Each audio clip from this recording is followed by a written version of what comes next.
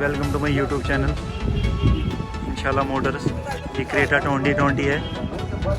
ये टॉप से एक मॉडल नीचे है। इसमें पीछे टेल लाइट ट्रियो आती है, आगे में इसमें रेगुलर प्रोजेक्टर वाली हेडलाइट आती है। देख सकते हैं ये गाड़ी हमने खोल लिया है बम्पर। ये बम्पर इसका है।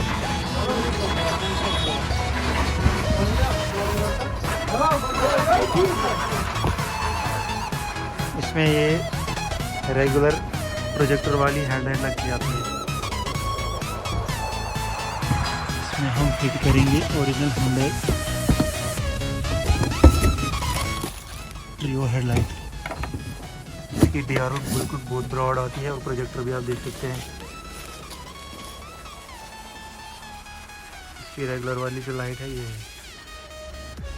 और कपलर टू कपलर सॉकेट दिखाएंगे आपको। इसकी कोई वायर कटिंग नहीं होगी, आपको दिखाएंगे वीडियो में।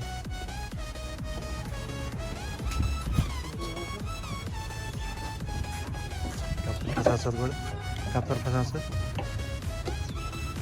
बिल्कुल सॉकेट टू सॉकेट फिटमेंट है, कोई वायर कटिंग नहीं है, आप देख सकते हैं। इस वाली गाड़ी में हम ये फिट करेंगे, आपको दिखाएंगे।